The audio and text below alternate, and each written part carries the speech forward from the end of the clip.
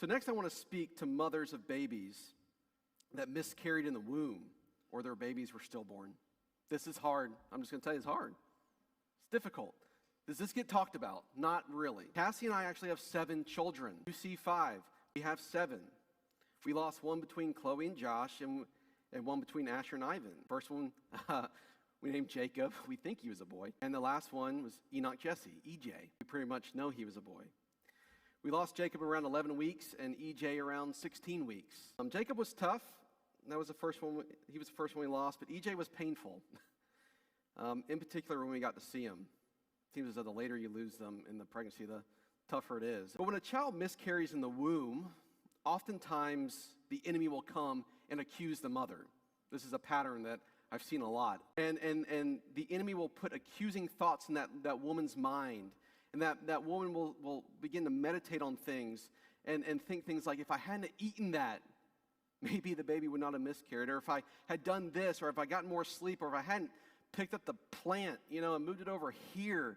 And the enemy just bombards them with crazy accusations about how the miscarriage is their fault. And so I remember with EJ, Cassie delivered him, and we were holding him and talking to him and just praying. And the Spirit of God prompted me to say something that I really believe was the Spirit of God, because I never really ever thought of it in this way. But as we were looking at the child, I said something to that little baby. And this is what I said. I said this.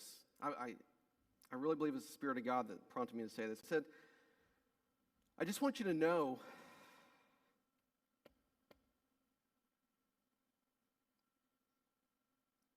how well your mother took care of you. You were so blessed to have her as your mother for 16 weeks. Every day she thought of you and did everything she could to make sure you were safe and okay. You were loved your whole life, and we will see you again. Now, that was tough. The loss was tough, but there was grief, but there was never any accusation within Cassie. We were at peace about that. So why do I tell this story? Why do I dare bear, the things that are in our life? Because somebody may need to hear it. You may have been too afraid to come out and really even want to look at it. But someone may need to hear that story. I know this, statistically, 1 out of 4 pregnancies end in a miscarriage. And most are just not talked about.